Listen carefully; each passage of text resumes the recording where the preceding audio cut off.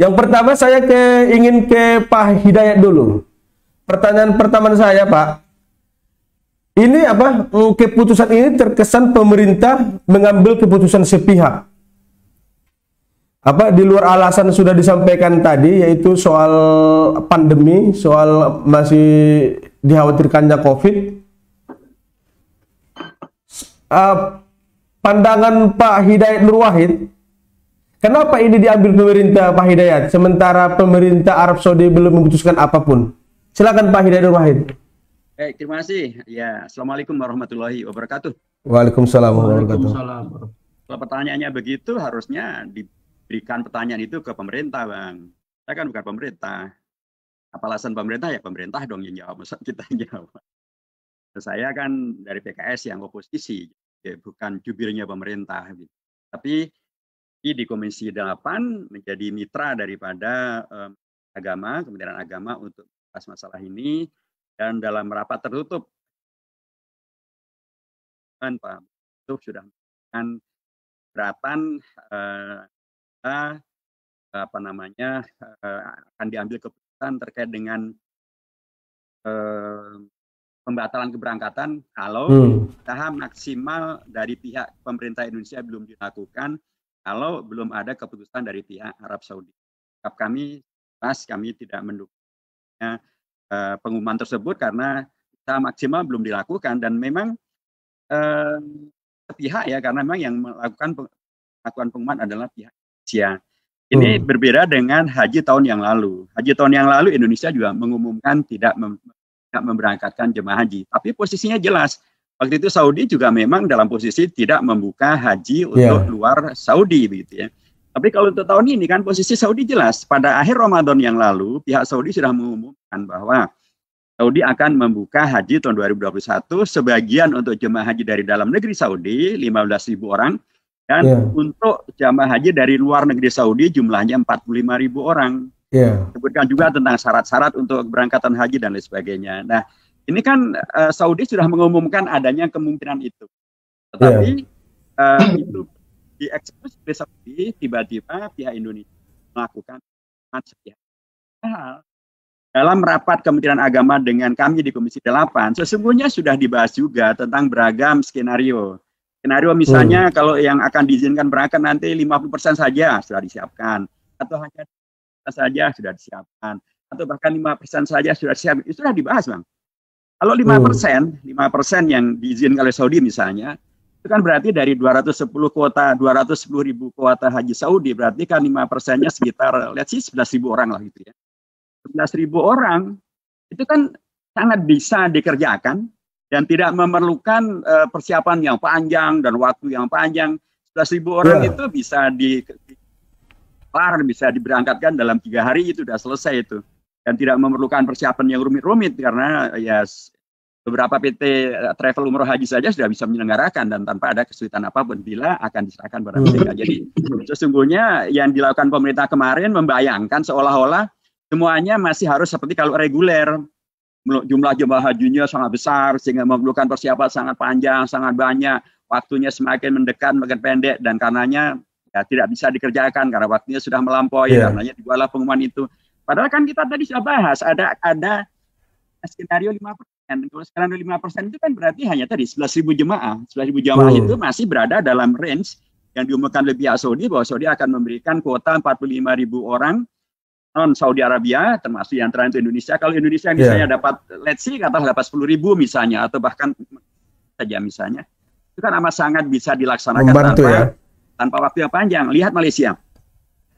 Mereka mempersiapkan 4.000 jamaah. Ya, jadi mereka siap kalau Saudi mengumumkan berapapun yang akan diberangkatkan, 4.000 ready. Malaysia akan sampai 4.000, mungkin hanya 2.000 saja, tapi mereka sudah siapkan 4.000. Itu artinya di pihak Malaysia sama juga dengan Indonesia belum diundang untuk menandatangani nota kesepahaman, belum juga mendapatkan izin untuk masuk ke Saudi Arabia, belum juga mendapatkan kuota tadi, tapi mereka menunggu. Tidak kemudian serta-merta mengumumkan. Bahkan lebih daripada itu, ini yang kami sesalkan adalah sejak dulu, sejak pertama kali kami rapat dengan Pak Yakut Komas, agamanya sekarang, Dan terutama pada akhir Ramadan ketika pihak Saudi mengumumkan akan membuka jemaah haji untuk non Saudi dengan jumlah yang tadi saya sebutkan itu. Sejak saat itu, akhir Ramadan itu saya kembali mengingatkan kepada pihak Indonesia, Kementerian Agama dan Presiden, agar memaksimalkan peluang yang ada, waktu yang ada, bahkan mumpung Ramadan, saya bilang mumpung Ramadan, segeralah lakukan diplomasi tingkat tinggi antar kepala negara. Raja Salman pastilah sangat menghormati bulan Ramadan, pasti sangat menghormati usaha di bulan Ramadan. Kalau itu dilakukan, kan sangat bagus, waktunya masih sangat cukup gitu, akhir Ramadan dulu. Tapi kan tidak dikerjakan. Ya, jadi ketika kemudian semuanya semakin mepet, kemudian pemerintah melalui Menteri Agama menyampaikan pengumumannya. Sekalipun sekali lagi Saudi belum memberikan keputusan akhirnya, sering yang dicampur adukan kan antara itu Mas ya, antara izin 11 negara untuk masuk ke Saudi, Indonesia tidak masuk. Itu izin kan tidak untuk haji. Izin itu adalah untuk tourism, untuk kerja gitu ya. Visanya pun bisa kerja dan bisa tourism. Untuk haji tidak bisa pakai visa kerja, tidak bisa pakai visa tourism. Untuk haji ya visanya bisa haji. Nah, untuk haji itu belum ada satu negara manapun yang dilarang atau yang diperbolehkan. Jadi Saudi masih dalam posisi, dan saya mendengar informasi tadi malam bahwa pihak Saudi akan segera mengumumkan tentang kuota haji bagi negara-negara, tentang kebijakan masalah haji, masuk masalah kuota haji bagi negara non Arab Saudi. Oke. Pak Hidayat, sebelum ke Mas Adis, pertanyaan pendek saya, ini kan publik dengan jumpa pers yang kemarin Pak Menteri Agama ada Ketua Komisi 8, seolah-olah DPR sudah setuju kebijakan ini Pak Hidayat, dengan adanya Pak Yandri Susanto di jumpa pers itu. Pak Yandri memang Ketua Komisi 8 ya, dan harusnya beliau memang menyampaikan apa yang menjadi keputusan di Komisi 8. Keputusan di Komisi 8 itu tidak ada kata-kata mendukung, penuhnya, tapi hanya memahami. Itu pun dalam posisi di mana PKS menyampaikan sikapnya bahwa PKS tidak setuju diumumkan besok, karena hari sebelumnya ada rapat tertutup. PKS menyatakan tidak setuju kalau diumumkan besok, diumumkannya sesudah ada upaya maksimal dari pihak Indonesia, sesudah ada keputusan resmi dari Saudi Arabia. Begitu sikap kita. Jadi inilah yang ya saya berharap bahwa bisa menilai secara objektif ya. Karena pada hakikatnya keputusan ini sesungguhnya juga tidak memerlukan dukungan dari DPR. Ini keputusan yang sepenuhnya adalah keputusan dari Kementerian Agama atau dari Presiden atau pemerintah lah begitu. Saya ke Pak Hidayat dulu.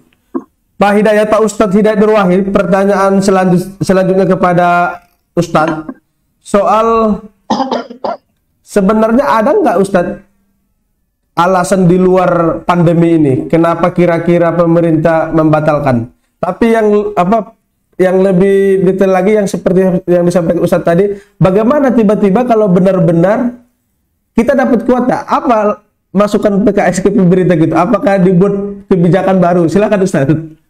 Kalau yang disampaikan pemerintah kan tadi bahwa Saudi belum mengundang pihak Indonesia untuk menandatangani nota kesepahaman tentang pelaksanaan haji.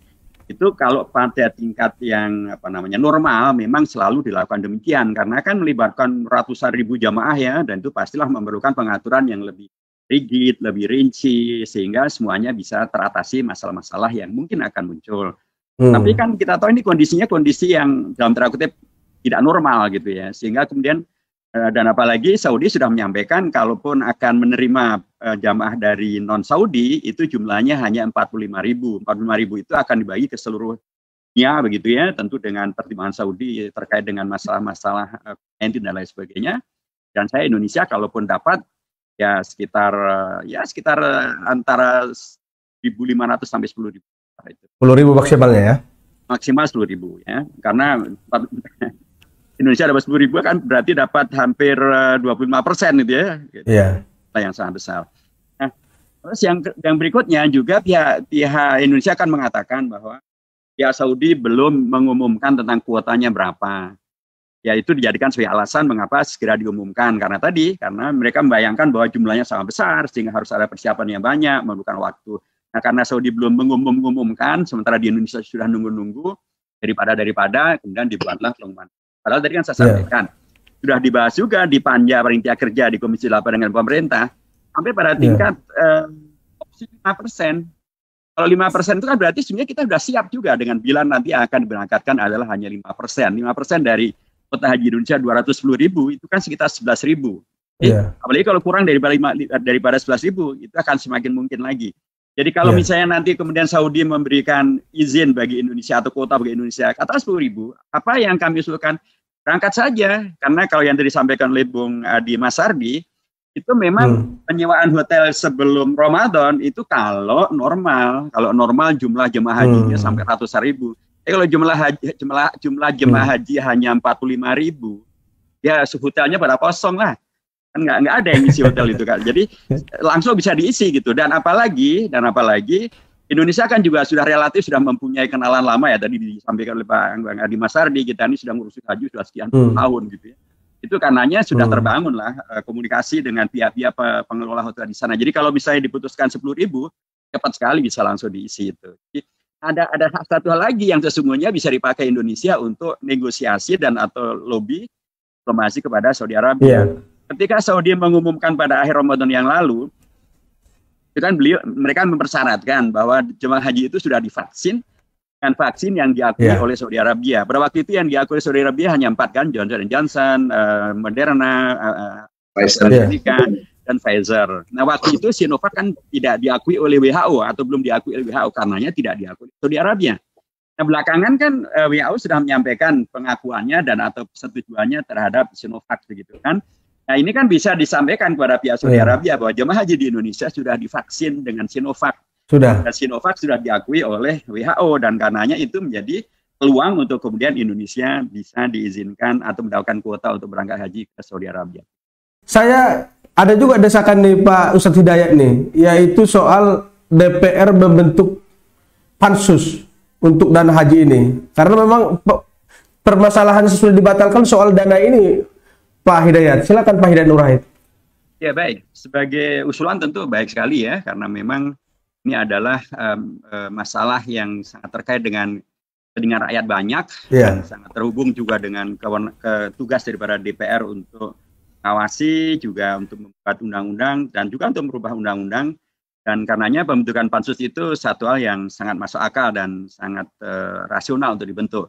Saya akan sampaikan ke fraksi saya usulan ini, dan kalau misalnya ada usulan formal yang apalagi kemudian misalnya banyak lagi yang mengusulkan, tentu itu juga akan mendorong DPR untuk lebih banyak lagi menerima, karena seperti yang kita ketahui bahwa sekarang posisi di DPR kan yang di luar pemerintahan kan hanya PKS dengan Partai Demokrat. Karena untuk pembentukan pansus apapun juga nanti akan pada akhirnya ditentukan dengan jumlah fraksi yang akan mendukung daripada pembentukan pansus itu. Sebagai ide tentu kami sangat menghormati dan kami sendiri juga mengkritisi permasalahan pembatalan haji ini, sehingga secara spirit kita sejalan gitu. Dan apalagi yang disampaikan oleh Bang Putrajaya Hussein tadi terkait dengan masalah perubahan terhadap undang-undang tentang haji untuk memisahkan antara regulator dan eksekutor, itu satu yang amat sangat masuk akal ya, dan karena memang memerlukan sebuah kajian yang lebih mendalam lagi, karena ya kita tahu bagaimana kondisi dari bangsa Indonesia yang jumlahnya sangat besar ini, jemaah haji juga jumlahnya sangat besar, mengurusi uang juga jumlahnya sangat besar. Sementara kita banyak bertemu dengan kasus-kasus penyelenggaraan umroh yang skalanya lebih kecil ya, dan kemudian diselenggarakan oleh pihak swasta murni. Tapi kita tahu bagaimana kemudian banyak kasus-kasus yang juga sangat mengerikan ya, yang semuanya harus dikoreksi dan harus diperhatikan juga. Jadi semuanya saya kira menjadi pelajaran yang sangat penting bagaimana kita membuat suatu regulasi ke depan yang betul-betul bisa melindungi seluruh rakyat Indonesia, memenuhi hak mereka untuk beribadah. Dan saya sepakat dengan Bung Adi Masardi tadi, tak boleh negara kok Bung Karno Pancasila saja tidak boleh diperas menjadi sila Pancasila, masa rukun haji rukun Islam diperas jadi hanya 4 ya, hajinya nggak ada. Saya kira ya rukun Islam tetap 5 gitu ya, dan dilaksanakannya pada bulan Dzulhijjah sebenarnya kita ketahui, dan tidak perlu kita ubah ke tempat-tempat yang lain ya. Oke. Mas Adi, Mbak Hidayat, saya buka forum sesi pertanyaan kepada teman-teman yang hadir di diskusi virtual ini. Saya persilakan untuk sesi pertama 1 atau 2 orang. Silakan buka mikrofonnya kawan-kawan. Teman-teman yang ingin bertanya, sambil menunggu pertanyaan, saya ke Pak Hidayat dulu. Tapi kan melihat politik Pak Hidayat, melihat peta politik di DPR sangat sangat bukan tidak mungkin nih, sulit mewujudkan pansus ini gitu. Mungkin saja, mungkin. Silakan Pak Hidayat. Ya, karena sekalipun katakanlah yang di luar pemerintah hanya PKS dan Partai Demokrat ya, tapi juga tidak semua yang dimau oleh pemerintah otomatis bisa berjalan. Contohnya misalnya RUU HIP misalnya, maunya pemerintah dalam tanda kutip ya, usulan dari pihak tertentu di DPR, kemudian pemerintah kan diharapnya akan bisa mengikuti begitu kan. Tapi nyatanya kan kemudian juga bisa dikoreksi. Kemarin misalnya ada perpres tentang investasi miras. Kan pemerintah dan juga maunya pendukung-pendukungnya itu bisa dijalankan gitu kan.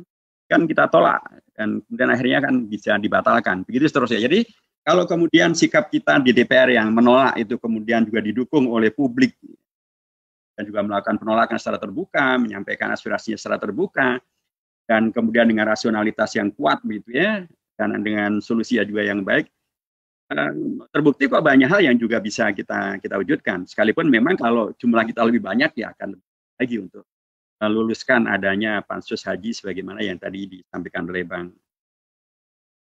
Ada siapa yang bertanya ini? Ada Faisal, silakan Faisal.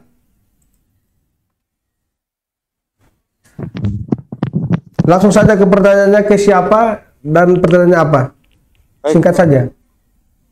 Ini izin saya Faisal dari RMHL ingin bertanya Bang soal ini ramai di media sosial dana haji dipakai untuk ini lain gitu, keperluan lain, proyek infrastruktur dan lainnya, itu ramai banget di medsos ini. Komisi 8 khususnya, apakah informasi ini benar atau bagaimana, karena ini dikait-kaitan dengan tadi pembatalan haji tersebut gitu, dan ini di masyarakat udah liar isu ini, ditakutkan kalau tidak ada yang clear walaupun sudah ada bantahan secara resmi dan kira-kira begitu Bang. Oke, saya tidak mengulangi lagi soal kurang jelas tadi nih, soal audit dana ini. Pak Hidayat di Komisi 8, silakan Pak Hidayat. Ya, kalau terkait dengan masalah dana haji kan memang sesuai dengan undang-undang BPKH itu, Undang-Undang Nomor 34 Tahun 2014, itu memang kan kemudian dikelolanya tidak oleh Kementerian Agama tapi oleh BPKH. Dan BPKH itu harus menerima auditing, baik audit kinerja maupun juga audit keuangan yang dilakukan oleh BPK. Dan BPKH itu kan baru dibuat tahun 2017. Audit pertama adalah tahun 2018 dan tahun 2019. Di dua kali audit yang sudah terpublikasi, itu BPKH mendapatkan opini wajar tanpa pengecualian. Jadi kalau kemudian sekarang ada beragam hal yang menimbulkan kontroversi, pertanyaan dan lain sebagainya, saya berharap BPKH untuk berani terbuka dan buka-bukaan begitu ya, untuk kemudian menjelaskan kepada publik tentang apa sesungguhnya yang menjadi kerja, kinerja, dan keabsahan dan validitas dan daripada penggunaan dana haji oleh milik para jamaah itu oleh BPKH. Jadi saya kira BPKH juga setahu saya sih sudah memberikan banyak klarifikasi tentang masalah ini ya. Jadi kalau kemudian memang ada beragam hal yang masih bersifat kasus ini dan itu, ya menurut saya sih sebaiknya langsung disampaikan pada BPKH. Kami di DPR akan terus mengawasi sesuai juga dengan pertama, biasanya kami mengawasi dari dua jalur. Jalur pertama adalah jalur dari pelaporan daripada BPK maupun temuan dari BPK. Nomor dua dari jalur laporan daripada masyarakat. Karena kalau misalnya masyarakat menemukan begitu banyak penyimpangan, menurut saya sih sebaiknya disampaikan juga kepada kami di DPR, di Komisi 8, agar kami juga bisa memanggil ya, dan kemudian nanti mengontrol dan mengawasi permasalahan temuan-temuan ini kepada BPKH dan atau Kemenak pada saat rapat kerja di DPR nanti. Pak Hidayat, Pak Mas Adi Masardi, terima kasih pandangannya. Ada juga tadi Bang Putra Jaya Husin. Kita ke penutup nih. Saya persilakan kepada Ustadz Hidayat Nur Wahid menyampaikan penutup. Mungkin sekalian solusi nih, Pak Hidayat, apabila pandemi ini masih berlanjut, bagaimana tahun depan gitu, 2022? Karena sudah banyak yang antri juga nih Pak Hidayat. Silakan Ustadz Hidayat. Ya, memang problemnya pandemi ini tidak sepenuhnya di tangan kita ya. Karena pandemi ini memang dalam tanda kutip menghadirkan dinamika yang banyak yang tragis, misalnya Malaysia yang tadinya sudah diperkirakan menjadi sangat baik, sekarang malah lockdown total. Gitu.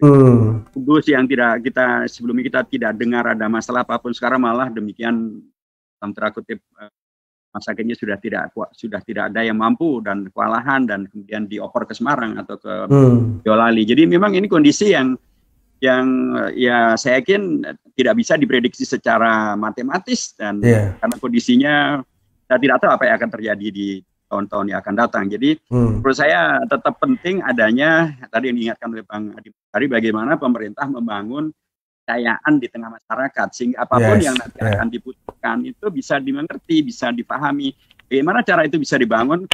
Komunikasi yang jujur, lakukan komunikasi yang terukur, yang transparan, yang jujur, yang tidak ngerjain, tapi komunikasi yang konstruktif, membela kepentingan rakyat, untuk kemaslahatan rakyat yang sebanyak-banyaknya, dan hadirkan tadi pengelolaan keuangan yang betul-betul amanah ya. Saya setuju Bang Adi Mas Tardi, memang selain daripada BPK harusnya kan pihak BPKH berani untuk jawab tantangan audit itu, dan bahkan berani mengatakan saya siap diaudit oleh BPK, dan bukan hanya BPK saja, silahkan auditor independen untuk juga bisa mengaudit, sekalipun secara aturan itu tidak ada. Tapi karena memang ini sudah terkait dengan public trust, kepercayaan publik yang luar biasa, sementara mereka memerlukan solusi cepat gitu.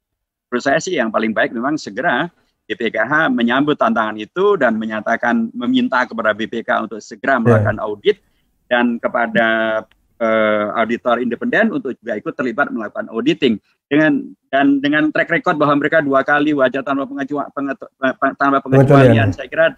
Dan bahkan mereka juga menyatakan siap untuk bila jemaah haji mengambil dananya. Artinya kan mereka yakin bahwa mereka dalam tanda kutip kemudian amanah, tidak ada masalah kan gitu. Buktikan saja itu melalui mekanisme yang sepakati, yaitu adanya auditing oleh BPK sebagaimana ketentuan undang-undang, maupun juga oleh auditor independen sebagaimana keinginan rakyat banyak. Nah, kalau itu bisa dilakukan, saya kira upaya untuk membangun kesepahaman dan kepercayaan itu bisa dilakukan.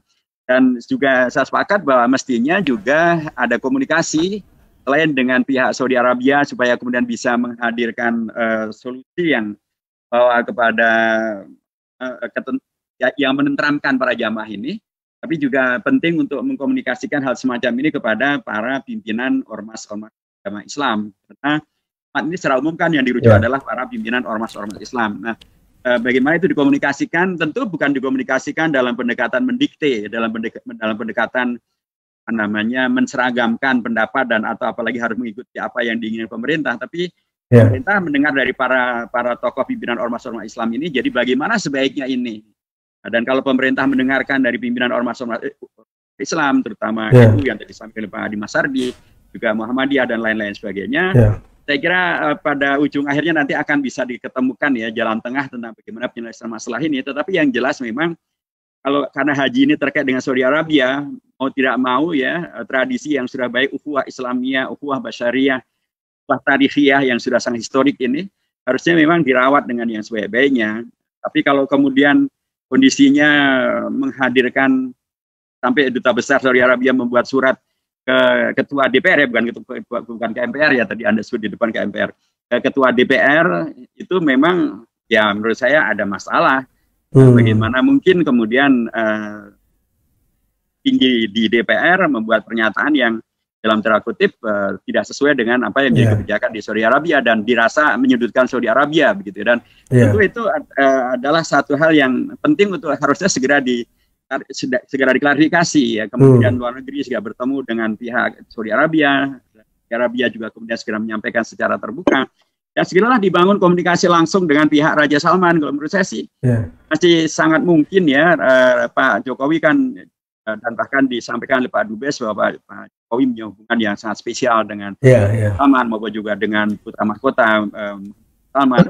Dulu juga datang ke Saudi Arabia untuk membicarakan tentang masalah ekonomi dan lain sebagainya. Saya kira kalau itu dilakukan dengan komunikasi yang baik, Indonesia yang negeri Muslim terbesar sedunia, yang jemaah hajinya dikenal sangat baik itu, saya yakin pihak Saudi Arabia akan mempertimbangkan. Dan apalagi kalau Indonesia juga menyampaikan bahwa kami sudah mempersiapkan jamaah, termasuk juga dengan COVID-19-nya, dan bahkan juga vaksinnya pun juga sudah diakui WHO. Jadi kurang apa lagi yang mulia, mudah-mudahan akan bisa kemudian bisa diterima untuk kemudian bisa menjadi bagian daripada. Terima kasih. Oke, Al Ustaz Hidayat.